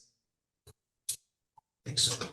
I mean, we can meet in Cavendish, I'm not opposed to it, I You're just gonna know have the that same issue. our general rules are, I was thinking the gym. Yeah. Could we, I mean, we can stay here if we can meet. If you go to the gym, then you bring. In either school, You have to bring along a projector and a screen. It's a challenge. You can do it. So Ludlow, but a bigger room potentially. Well, you can meet in the gym in Ludlow, there's no bigger room. I'm not going to speak to, either here or in Cavendish about how to make Zoom work. I've never seen it work, so. You won't be able to project the room like you are, because all of these displays are wall mounted, so you can't just take one off the wall and put it in the gym. I guess we'll just have to leave it crowded. I don't know. You're assuming that people will come in person. I guess you're right, yeah. alright, So so here? here, 28th. Yep. 6 o'clock. Here be square. Alright, Deb Fishwick has her hand up. oh, sorry, You So can- I was just going to say, if there's a need for a bigger space, we have the conference room on the opposite side of the building. And we have the television projection. We can connect to sound there as well. And I've had up to 35, 40 people in that space. So that space could definitely also be set up if you needed a larger space. okay. It's the conference room by the front office, it's a bigger room with the same setup. Yeah, and which will accommodate more people than this one. But you can have 35 people in it if they're all sitting together. If we're setting up a table like this, and you can I'm have fine if 35 people in the here. majority of so. people show up in Zoom and it's not gonna be, reaching out, touching your neighbor kind of stuff. It's fine. Alright, so TRSU budget tabled until the 28th, 6 o'clock in Ludlow, probably this room. Well, We'll we'll let probably Lauren do the figure- conference room. Okay, we'll let Lauren set that. Which will mean you're coming in the front door rather than in this. New We'll put up business, signs. sorry, yes. New business, TRSU continuing improvement plan presentation. Yes, so I am going to talk for about, I hope, 1 or 2 minutes and turn it over to Julie and Emma. So every year, all supervisory unions or school districts or individual schools, I should say, are required by the state to prepare a continuing improvement plan. Through the COVID years, those plans became our COVID recovery plan rather than what they had been in the past and are again now.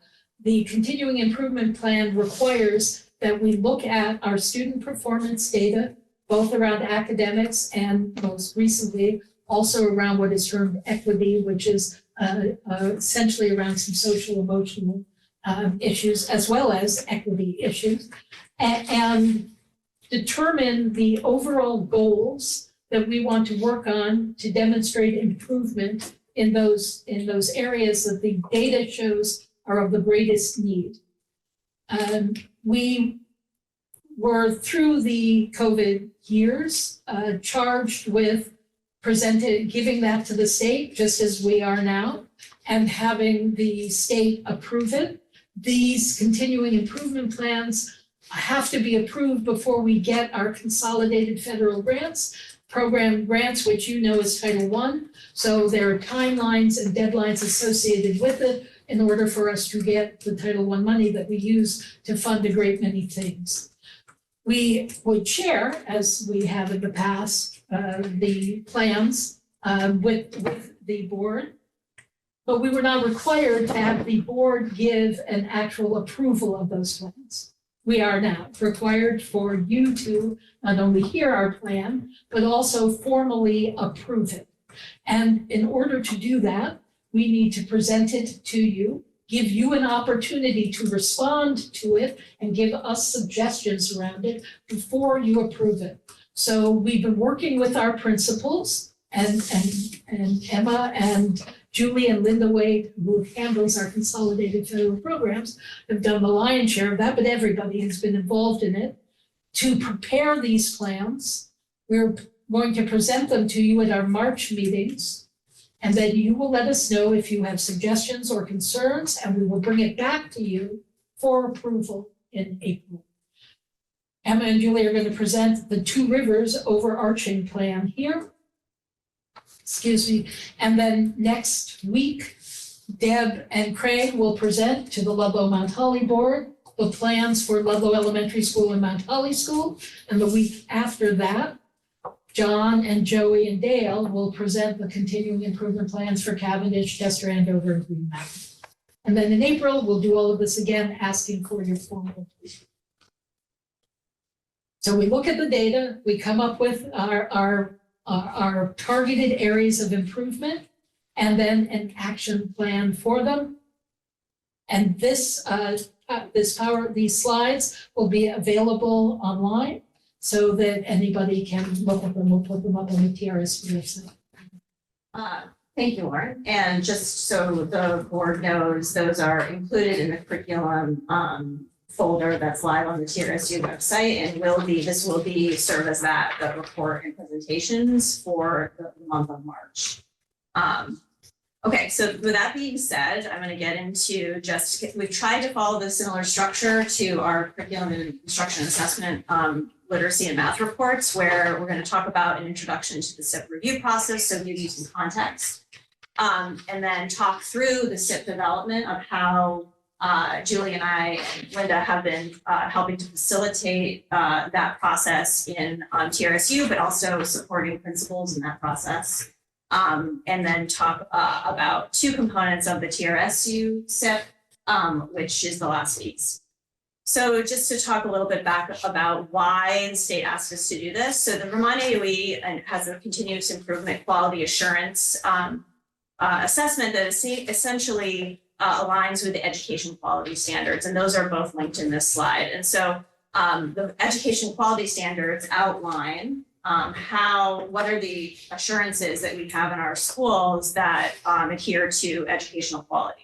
And so this is a quote taken from those documents, that Vermont's model of continuous improvement is built on the belief that all education systems can improve, responsibility and accountability here, and a continuous improvement plan shall be developed and implemented in each public school district. The plan shall be designed to improve the performance of all students enrolled in the district. And I'm really going to pull on that all because of, as Lauren talked about, our Equity One determination by the state. And I'll talk more about that through the process. So putting the pieces together, this is a snapshot. And I also just want to note that in the slide deck, there are some notes. If you go into speaker notes, so you can link to some additional information there as well. So you have the education quality standards, and they describe how high quality education that should look like what high quality education should look like in Vermont schools. It's informed by these educational reviews. So it's Vermont's way of assessing school success in meeting education quality standards, and that's met by two measures.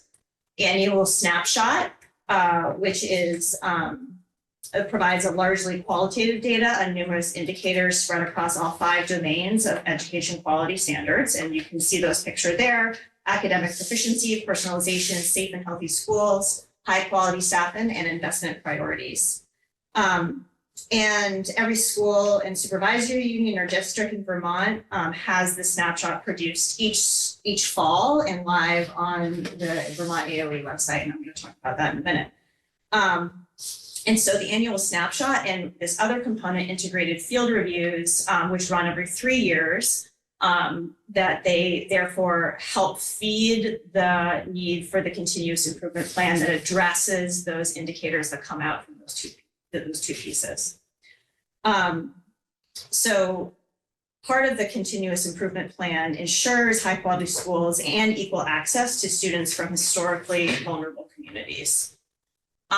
This is just a slide that gives you a little bit more additional information about that, including some frequently asked questions link for you to look at in terms of how answer some of the questions about these 5 indicators. So I'm not going to spend a lot of time on this slide other than just it's there as a resource.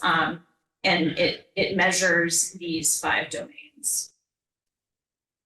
This is a link to the Two Rivers annual snapshot. In the link, also, you can access each one of our 5 schools. Snapshot 2, which shows where they're getting, the way that we perform, and also our equity index. And it gives lots of information about how we're performing on each of these different domains.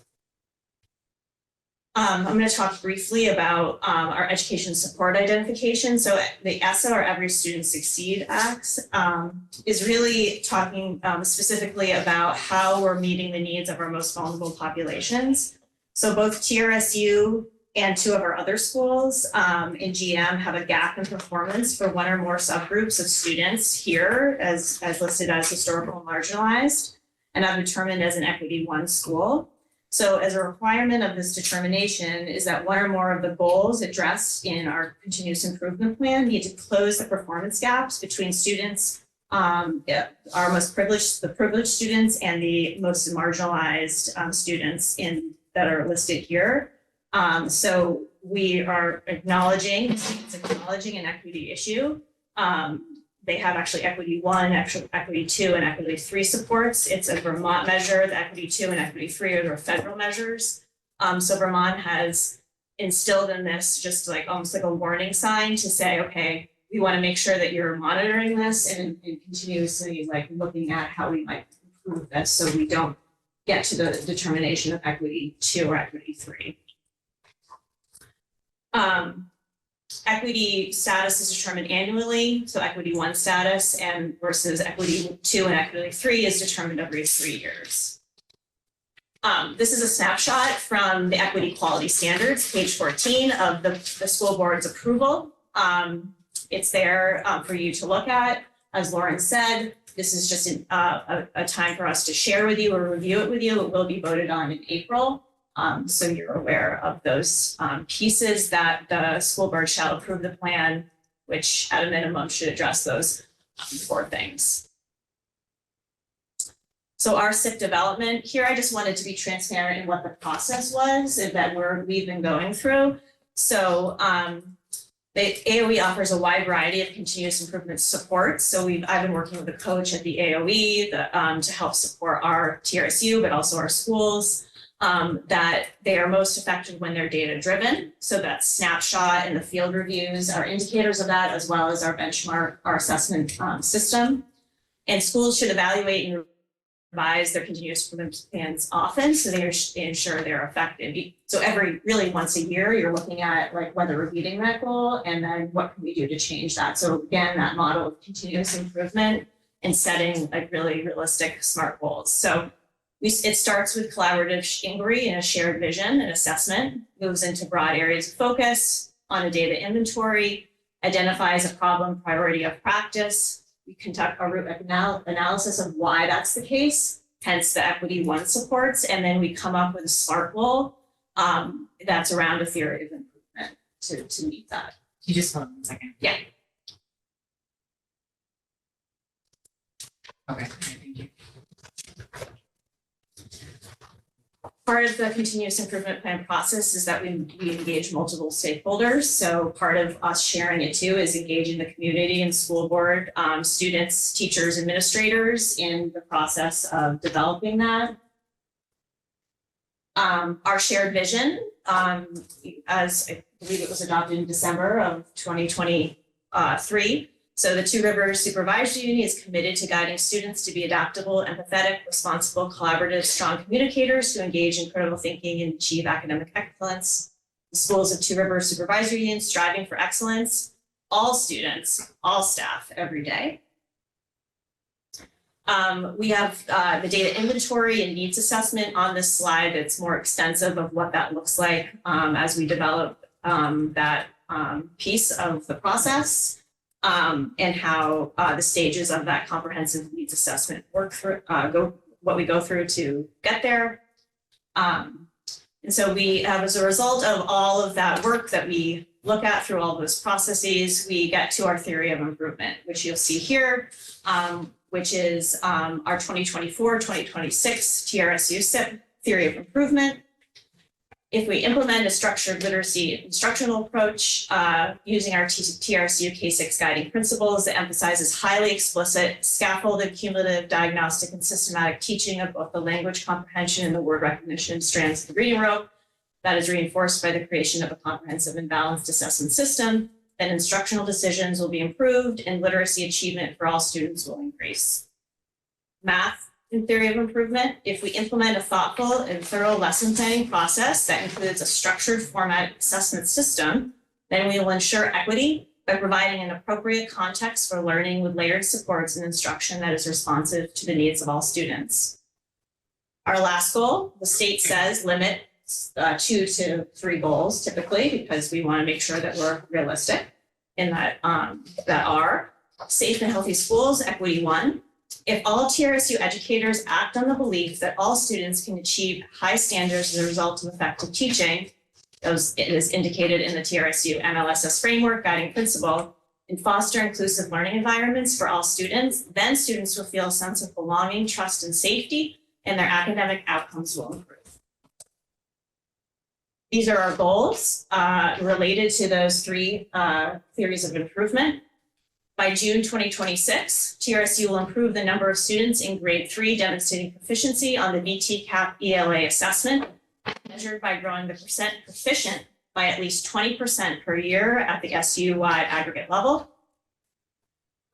Second goal, by June 2026, TRSU will improve the number of students demonstrating proficiency on the VT-CAP math assessment, as measured by growing the percent proficient by at least 20% per year per grade level at the US-wide aggregate level.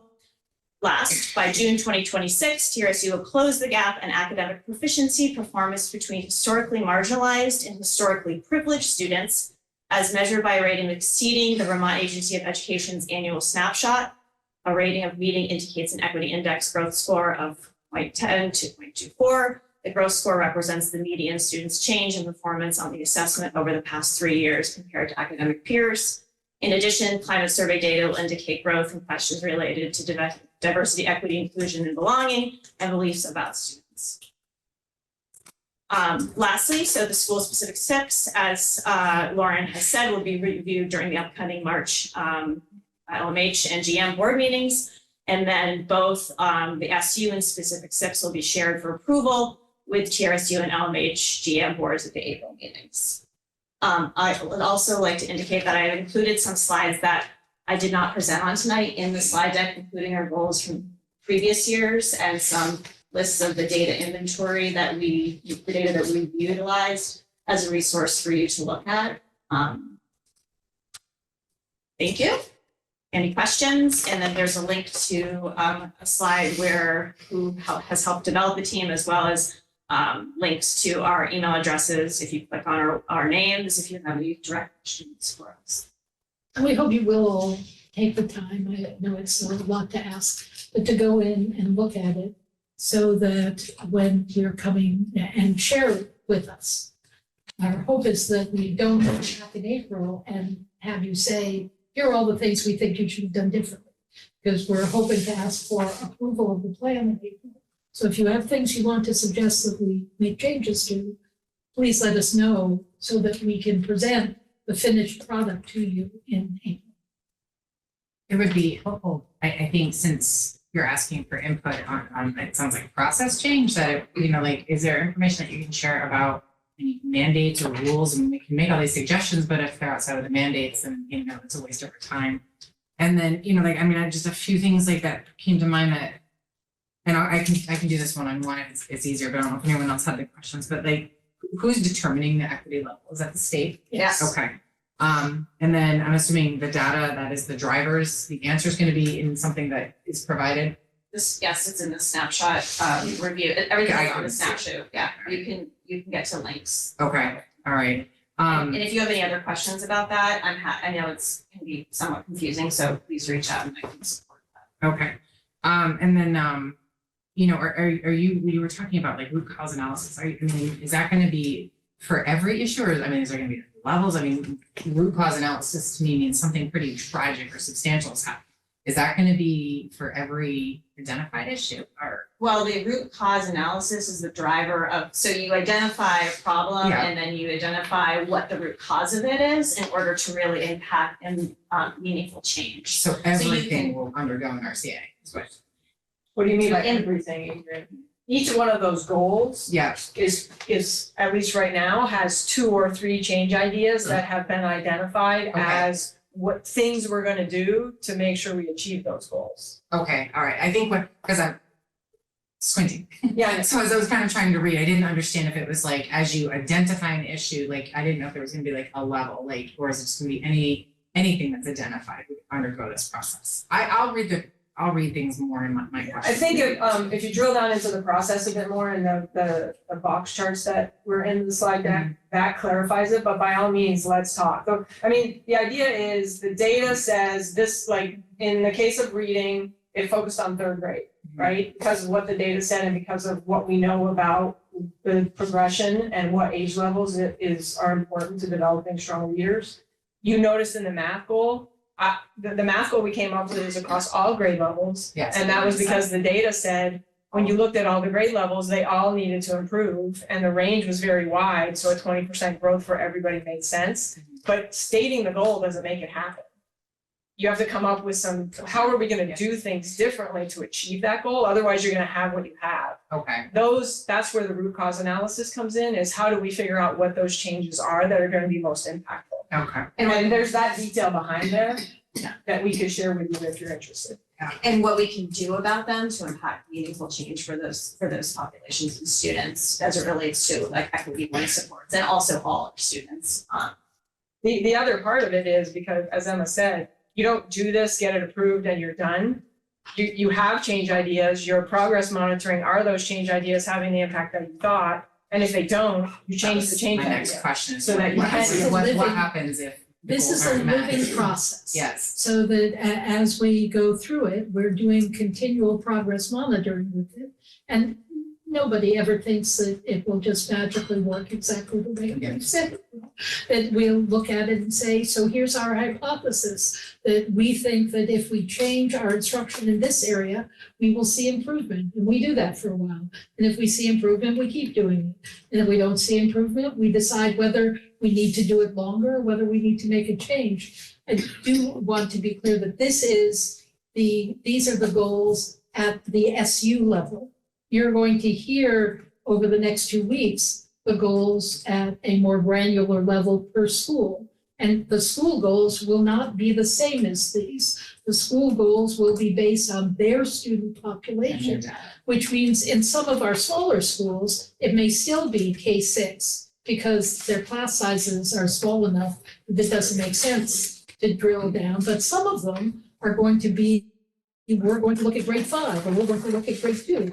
And even though there are issues in all grades, you can't have all things be your goal. You have to identify the target. I guess why I'm asking all the questions is because, you know, not being instructors, we're not gonna obviously be instructing that aspect. So what are you looking for from us? Like process, goals? Like you're asking us to give you suggestion, but, you know. I think what we're looking for is, if you go through and you look at this and you look at the data that we have, and we're not expecting you to spend hours and hours, but you look at the data we have and what we've said are the goals, is there something that stands out to you where you're saying, wait a minute, I don't understand why they said this? Why isn't the goal of this other thing? Just wanted to be clear on what. We're not. What our homework is. Okay, that's all I have. There's a hand, Julie. Oh, sorry, Julie, go ahead. Hi, thanks. I really enjoyed that presentation, and what I appreciate so much about the work of the folks in the central office is just the continual striving for excellence for our students from an educational standpoint. So that's what's so valuable to me, and I think what the value is of the team there. One thing that I would like to know more about, and you don't have to talk about this today, it can be in the individual boards if the answer is different, is what the sort of plans are for engaging the teams in each of the buildings in this work. I guess more of sort of the ongoing implementation efforts and, change management, how you really plan to get people kind of, the people on the front lines on board with this. Great question. We can talk about it more as well, but. Yeah, I'd like to address that. I think that, implementation is a science. There's a lot of actually science around it now. And part of it is this holding leadership and accountable to the goals set out, which means also holding themselves responsible and others accountable to the system-wide goals, not just of TRSU, but of the buildings themselves. So it's engaging the whole culture of the school in the continuous improvement, the progress monitoring of that, and it infiltrates all parts of the system through goals that teachers have, professional goals that principals and leaders have, and how that really is a all hands on deck way of thinking about what you can really do as a team to strategically help all students in a certain area, depending upon what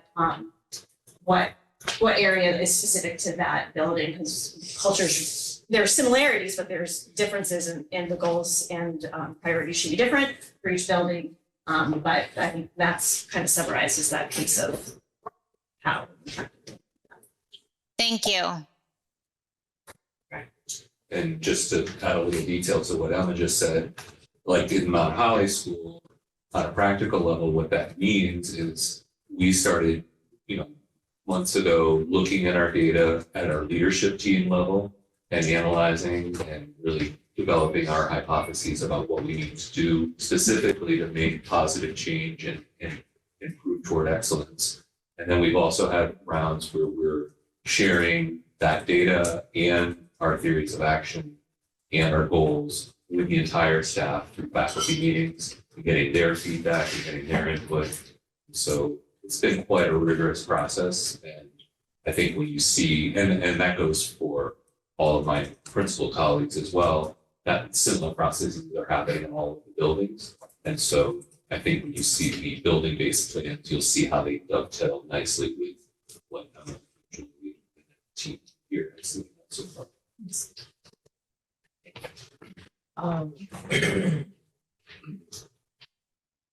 First read for 7 policies. They're there. Does anybody have any? You don't have to approve anything. Right, so we're just any driving, glaring questions that we can answer tonight. I know we can put them on the agenda for possible approval. Yeah. The only thing I do want to say, somebody drew my attention, one of our teachers drew my attention to in policy G7, the wording of it is to develop and maintain a tiered system of academic and behavioral supports. And the language that we use within the school is now layered rather than tiered. And the state continues to talk about MTSS and multi-tiered systems, but locally, most schools have shifted. So what I would bring this back to our policy committee, which is meeting on the 18th. We'll make that change to layered, and if assuming they are comfortable with that, we'll then be bringing it back for approval with that change. Are there other things in any of these that anybody else wanted the policy committee to look at?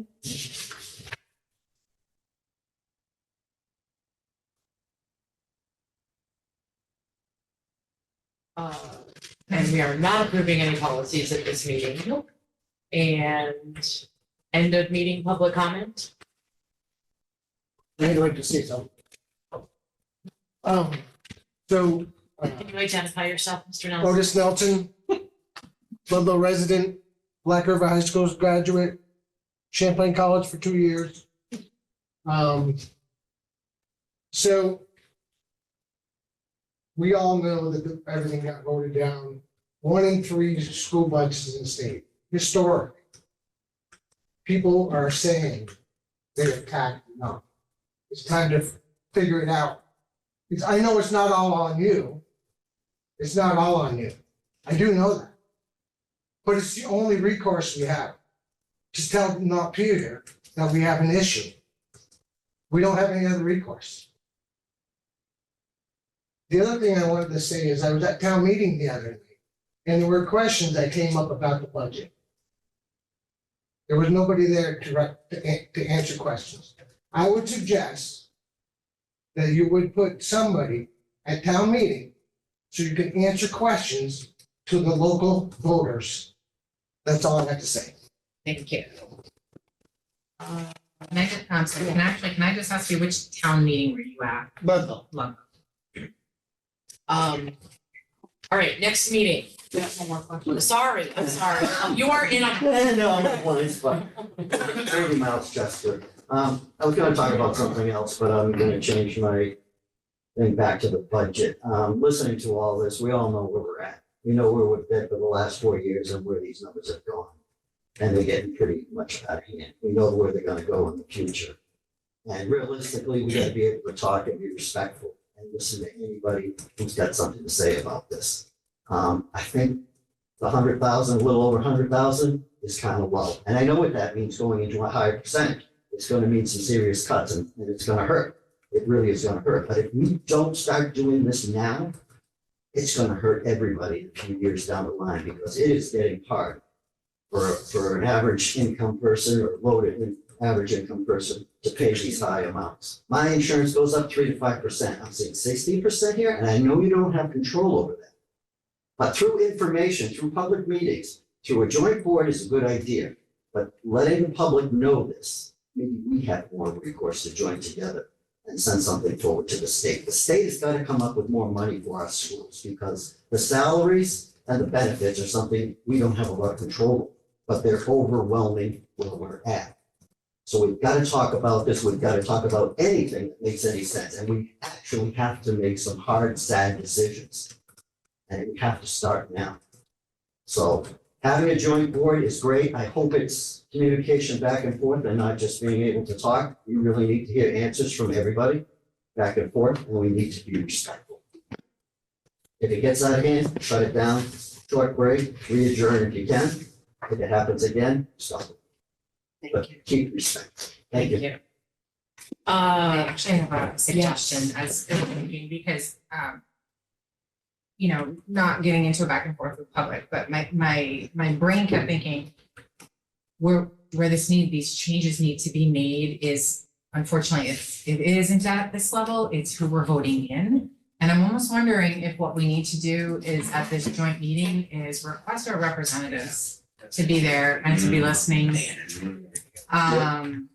Because we're you know, I hear and we feel all of it. We're all kind of in the same spot and we're out of answers and I think we're out of space to make a lot of changes.